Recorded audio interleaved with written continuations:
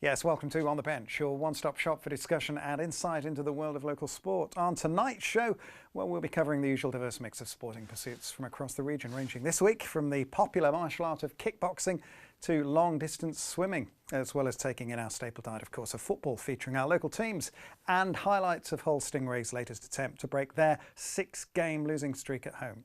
Before we dive in, first, let's introduce our very own pundit, Tom Reed. Hi, Tom. Hi, Rob. Good to see you. As well as our guest for the evening, Estuary TV's own Dan Kemp. Dan, welcome along. Hi, Rob. First Thank time you on the very much for bench. having me. Yes, Right. absolutely. I'm looking forward to it. Tell us some more about what you do at Estuary. Well, I work on the news side and the sports side of the reporting that we do. I do a lot of the going out and filming people to find out their stories, and I also do the sports news bulletin, which is 2 days a week at the minute. And we're also going up to 3 minutes every day from November as well. Bit of a footy fan as well. You were at the course. Emirates, weren't you, on Saturday? Big Hull City fan, Yeah. season ticket holder. What a game. Tell us about it. An oh so nearly result for I could for go Hull on City. for several hours talking about this. It was a fantastic opportunity, I think, that we had to go get the 3 points, but no one was disappointed, even when Welbeck slotted home that winner in extra time. It's Hull City at the Emirates, you know. It's the realisation is that we've never been anywhere like that before until like the last 5 years, and it's just fantastic to be on the journey in the Premier League. Well, the journey on the Premier League, but also the journey to the Emirates. Something of a crusade for Tigers fans now, isn't it? Well, we went there in 2008, and of course we had that fantastic 2-1 win where Giovanni scored that screamer and Daniel Kuzan scored as well, and it doesn't happen to Hull City, does it? Yeah, and Tom, it was just another talking point over the weekend. Refereeing decisions, was it or wasn't it? The goal that put Hull City ahead, surely he pulled the Arsenal defender back, didn't he? Finally? Yeah, it's just a question of consistency from the referees. You see them give them sometimes, and then on other occasions they don't. I think that's all managers want, is just consistency. And then you know where you stand with is it or isn't it? Yeah. And what does it mean for Hull City's season, a result like that? Well, it's fantastic, of course. It's getting another point against another big side. We've been showing so many good signs this season. Like we lost against Manchester City, 4-2, but we showed fantastic resilience in coming back from 2-0 down to be in a position to get a point there. And it just shows what a good side Steve Bruce has assembled and how far we can go, I think, this year. OK, I'm sure we'll have more talking points about referees and action over the weekend on the way. Well, before we move on, let's have a roundup of this week's results in Team Talk. Well, in addition to Hull City's result at Arsenal, there were also home draws for two of our local sides elsewhere, Scunthorpe United and Lincoln City. It was a much better week for the Mariners, however, who followed up their cup win on Monday with a fantastic 3-2 victory away at Torquay United. Elsewhere, Cleethorpes won 3-0 at Glasshoughton, whereas North Ferriby, well, they were involved in an 8-goal thriller, which ended 4 apiece. Well, turning to rugby, Pavia's first beat Market Raisin by 29 points to 10. Whereas all of the other local fixtures were decided by one converted score in favour of Grimsby, Scunthorpe, Lincoln and Ashfield respectively. Well, there was also one result in lacrosse where Hull beat City of Stoke 8-7. Well, as I was saying, massive win for the Mariners, Dan, against a highly fancied Torquay United side. Well, Torquay United, of course, they were in the Football League last year, and I think many people would have expected Grimsby, who haven't been on the best run and have been very inconsistent at the start of the season. Most people wouldn't have expected them to go there and take the 3 points. And it just shows that Paul Hurst maybe has got the ability to turn that squad around, and now he's got some of his injured players back as well. It's a pretty congested conference table, Tom, isn't it? Talk now of kick-starting the season and so on and so forth. How do you see that result? Yeah, obviously up to now it's been really inconsistent for the Mariners, and now they're just starting to show signs of consistency. I say the injured players are coming back. I think the team are settling down, and as you say, you know, Torquay were League Two last season, as were Bristol Rovers, and you know, Town have got 4 points from those games on the road. Too early to talk about playoff possibilities? I don't think so. I think, you know, the aspiration at the start of the season was the playoffs, so I think that's going to be the talk all season, is aim for the playoffs. Mark Robbins in charge at Scunthorpe, an not too glamorous result, but ground it out. Yeah, well, you know, the previous meeting at Glanford Park with Colchester was a 2-1 defeat, so, you know, already they've improved on that stat. And obviously he's avoided defeat in his first game, so there's signs of promise there. OK, thanks very much. Well, let's move on now to martial arts. Kickboxing clubs popping up all over the region, emphasising the ever-growing popularity of the sport. One such organisation is the Grimsby Freestyle Kickboxing Club, which is holding the final of its local tournament at its academy on the 16th of November. Well, inviting local kickboxing clubs from all around Lincolnshire, the competition regularly gets 70 fighters to compete on the day, ranging from 5-year-olds to adults, and provides a great way for kickboxers to gain experience of competing on the local circuit. Well, we sent our cameras down to the Oasis Health Club's academy to find out just why kickboxing has become so popular. Take a look at this.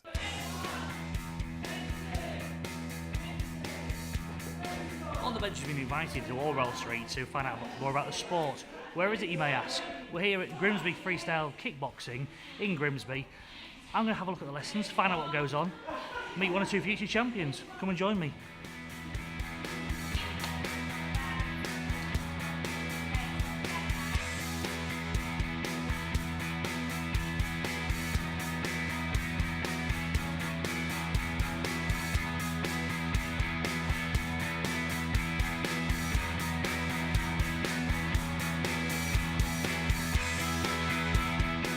So, please introduce yourself, tell us where we are and tell us what you've been up to today. Yeah, my name's John Tomlinson and this is the Grimsby Freestyle Kickboxing Club, which I own and run. The club's been running since 1997. We've been around a few various locations within Grimsby, but we've settled in the Oasis Health Club quite nicely. You look well established here. Yeah, we are. We came over in 2008, 2009. We started off quite small in just this area and we've expanded quite largely, to be fair, over the years. And now we are a full-time professional centre. When I also came in here, I noticed there were some juniors and up to seniors. Juniors starts off at ninja, tell me a bit more about that. Correct, yeah, we start off at 5 to 7 years of age is our mini ninjas. Mini ninjas, great yeah, name. We get them in there, learn through play more than anything else at Yes, that age. yes. A lot of distractions. Once they get to 8, they then become a junior samurai and they work their way through the grades up until around about 10, 11. Junior black belt academy is next. Right. Adult class is next. And hopefully we'll keep them until they're grey and old. Okay, so I've seen here, I want to get involved. Tell me how I do that. Okay, so we're based at Orwell Street in Grimsby. You can more than welcome just walk through the door. Okay. We'll give you a nice friendly atmosphere when you come in. We'll get you straight into the classes. If you're sat at home, everyone's on the internet these days. Of course. So it's www.gfkc.co.uk. And we're also on Facebook. Obviously everyone's on Facebook these days, so it's GF space KC as well. There's no excuse, there's a way of Exactly. getting here. Yeah, and the first 2 lessons are free. You have got nothing to lose. Brilliant. I also, what's this that I see you've got at the side of you? This is an Olympic torch, Yes. which I was nominated to run with, obviously back when the Olympics were there, June 2012. Nominated by... A couple of the guys in the club obviously nominated me through the website and I was lucky enough to be chosen. How good's that? So, yeah, definitely. I was honoured and just gobsmacked. Proud moment for you and the club, I suspect. Definitely. Yeah. Myself, obviously, I keep this here all the time just to let people know about it. And it is if a they wanna genuine see one? it. Yes, I haven't bought it. You're not going to know. Well, listen, you've got a great club here. Thank you for your time. No problem at all. Is it Thank okay you. if we just hang around and have a look at it? Of course. Be my guest. Thank you very much. Thank you.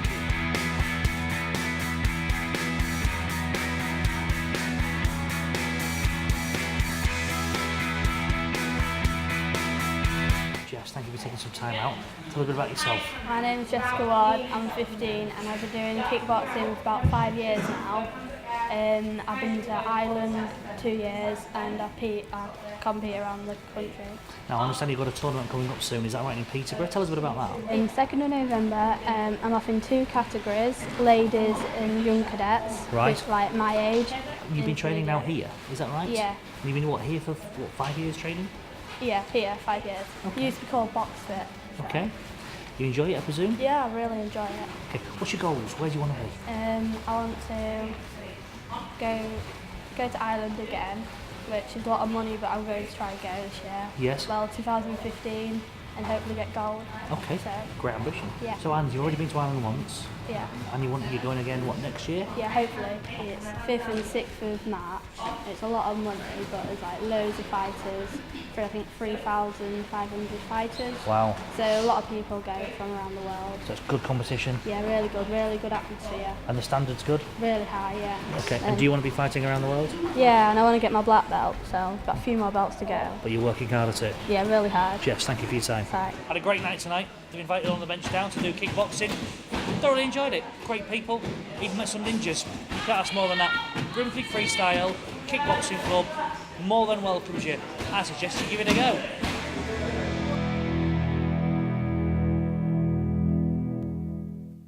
Fascinating stuff, isn't it, guys? Have you ever tried kickboxing, Dan? No, not at all. I can't pretend I have. I'm sure I'd like to give it a go though if anyone wants to give me an offer. Tom? No, Does it at the appeal? same, I can't say I ever have, to be honest. I'd be lying if I said I did. I think one of the interesting things that came out of that, VT, it's not just about perfecting your kickboxing technique, it's about keeping fit as well, isn't it? I think there's a massive element of fitness to it and looking after your body and things, not just getting the kick right. Yeah, good to see so many youngsters down there too. Yeah, I think it brings together a bit of a sense of community as well, having these different people. There's still time, guys. Still time. Now, from one sport that demands great endurance to others, last year Pete Winchester achieved the amazing feat, you may remember, of swimming across the River Humber for the 70th time. And if that wasn't impressive enough, Pete was 71 when he made the crossing. Well, having now hung up his flippers, you could say Pete's turning his attention to training youngsters in the sport of long-distance swimming. And his work's already bearing fruit, as last week one of his students emulated his exploits by swimming the Humber at the tender age of 15. Pete Winchester, what an incredible guy he is, isn't he? That must take some effort, whatever age you are. Yeah. I can't imagine ever wanting to do that. 71, Tom. I mean, it's inspirational stuff, really. I mean, yeah, I wouldn't be bothered personally to swim it, but obviously, people want to do that, and they set the sights on it and train to do it, and then they achieve it, and it's great. And all the unpredictabilities of the Humber as well. Well, yeah, it's a feisty river, that. Well, that's just about the end of part one. Join us in part two, when we'll be discussing the key controversies in Premier League football this week, which again focused on the pressure placed on referees. And we'll be showing some highlights of Hull Stingrays' game against Edinburgh. Join us then. By Benitsky. Flipped back into the cap zone, but they're able to get to the puck first. There's just a couple of seconds left. Steele will lift it towards goal. It will go wide, and the hooter will sound for the end.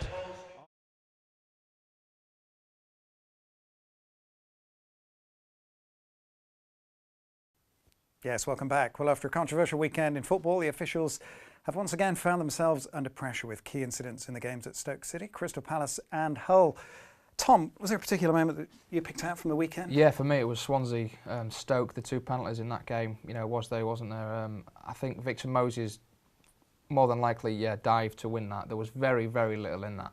And I can see, why the managers were angry, and obviously they exchanged them comments after the game.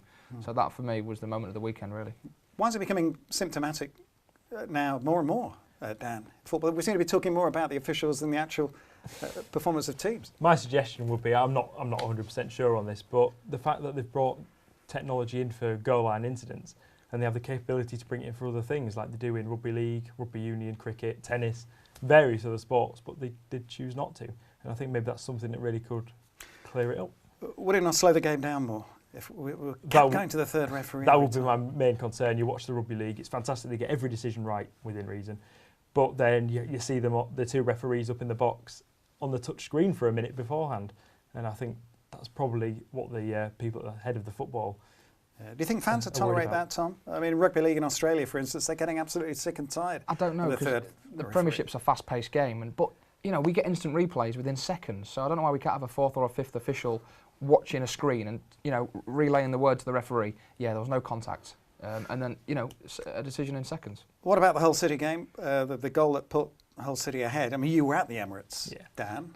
It was fantastic strength, I think, is what the Hull City fans' view would be of it. It was great strength. Is that called sitting on the fence? No. Yes. To bustle his way through, showed strength against Mathieu Flamini, but then really from an impartial view, I would have said that he probably was all over him and it shouldn't have stood. What more can be done? Do you think referees should have coaches? Should there be a Mr. Big as far as the Referees Association, who they should be more accountable to, who should be setting a particular standard? I suppose so, yeah. But I said to Dan off air, I would like to see referees come out after a game and justify that, like managers do, like a post-match interview. And justify, they never do they? No, it'd be nice to see that. So, they can only make a decision on what they see. So if they come out and say, well, I saw this, and you'd be like, well, fair enough. Should they have to, though? Should they be accountable as managers are? Yes. Well, they're there to referee the game. So, their job is to make decisions of a football match. So they should come out and say, this is why I made the decision. Right or wrongly, but fans can say, well, fair enough, you've seen what you've seen. Okay, let's turn to Hull Stingrays and ice hockey, and Dan looking to turn around a dismal run of home form. Yeah, absolutely.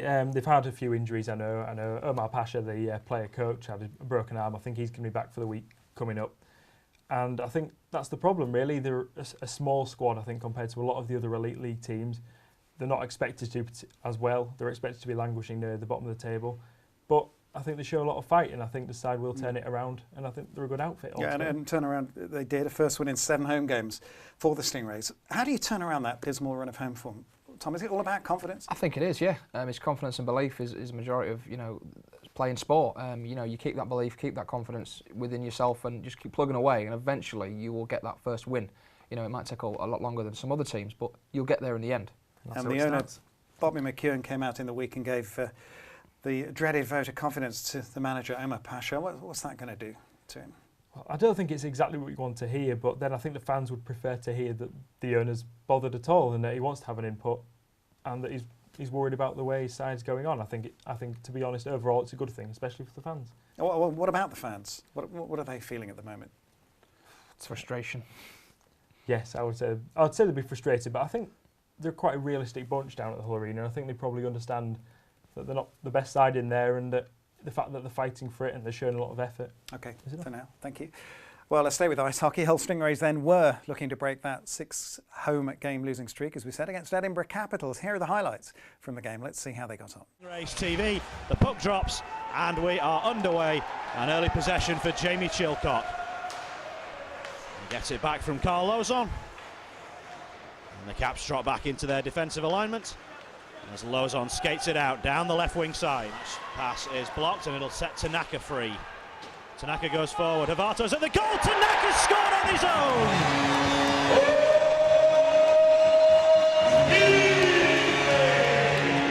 A beautiful shot over the shoulder of Hydlowski for the opening goal of the game.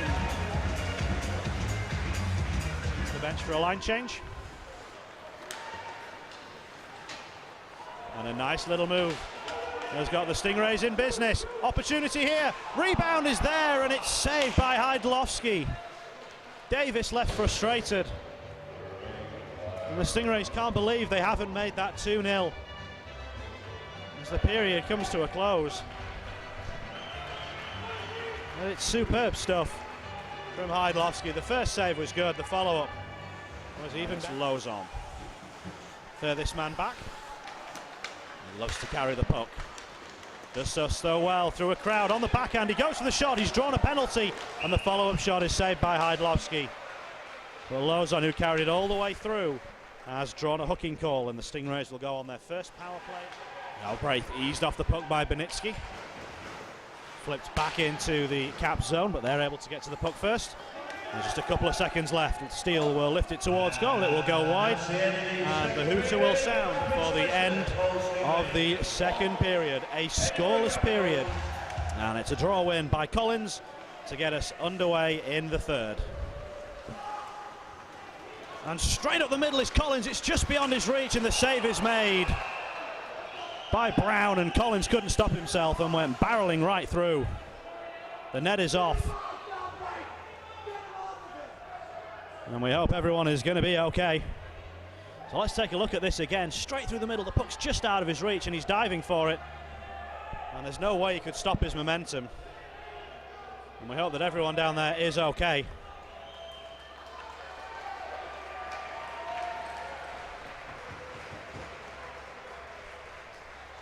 So let's take a look at it again in super slow-mo. He's diving and tried to poke it on goal. It's a poke save from Brown. And then he just goes right through his legs. I don't think there can be any blame attached to Collins, but Stingrays will not be happy that they allowed. The stick came swinging in. Havato moving in dangerously. Oh, what a goal! Havato on the backhand. He's beaten Hydlowski short side. And after everything that hasn't beaten Hydlowski tonight, one has squeezed by him on the backhand from Zach Havato.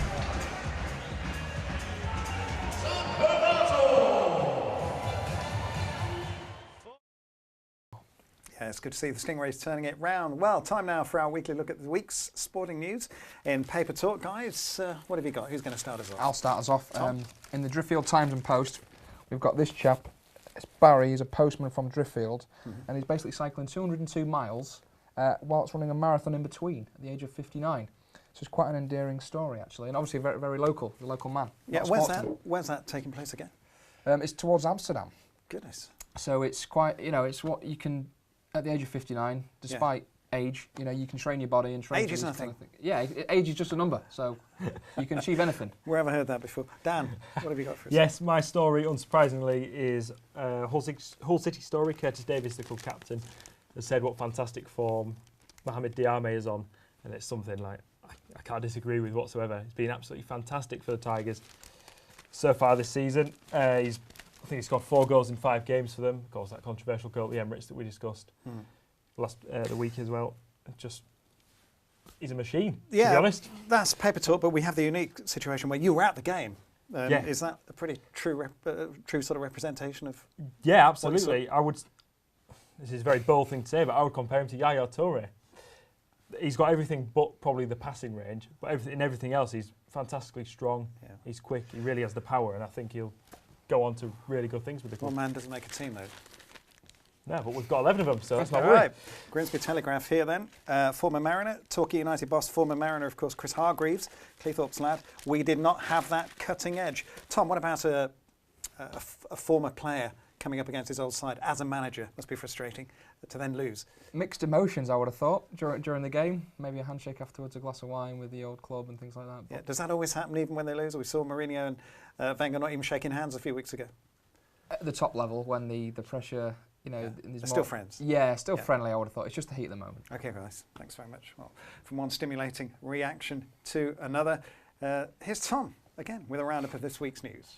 Thanks, Rob. And this week, I'll be rounding up numbers, literally. 10, Richard Dunn made the news this week by gaining the unenviable accolade of being the first player to score 10 own goals in the Premiership. Number 9 means in British Superbikes, Peter Hickman came 9th in both races of the day to give himself a good chance of securing a top 10 finish to the season at next weekend's last meeting. 8 was the number of goals that Southampton put past a sorry Sunderland in an embarrassing defeat for the Black Cats. 7-time Grand Slam winner Venus Williams and her sister Serena were outraged this week when Russian tennis coach and IOC member Shamil Tapashev disparagingly called the sisters the Williams brothers. As we have heard earlier, 6 home losses on the bounce were ended by Hull Stingrays at the weekend, whereas Jo Pavey, the British long-distance runner, declared this week that she is going to prolong her career to try to compete in her 5th Olympics at Rio. 4 was the number of goals scored by the Argentine hotshot Sergio Aguero against Spurs. 3 was the number of goals scored by Grimsby in their win against Torquay at the weekend. 2 is representing by Cleethorpes golfer Holly Clyburn, who finished 2nd in the South African Women's Open tournament. And finally, at number 1 is Andy Murray, who won his first tournament since his monumental Wimbledon success in 2013, with victory in the Vienna Open. Whereas locally, Matt Robbins' first game in charge of the Iron ended in a 1-1 draw at home to Colchester. Amazing. And that's the week in numbers. Amazing how you managed to put all that together. I don't know. Well, that's it for this week. We're here, of course, same place, same time next week. Don't dare miss it. And for all the other sports discussion, On the Bench is back on Estuary TV Tuesdays at 7. Get in touch with us on Facebook, Twitter, or, of course, email and leave us your thoughts. Details are on your screen now. Thanks again to Tom Reed, and also to Dan Kemp for your thoughts. No worries, thank you. Much appreciated. Thanks once again for joining us. We'll see you next week.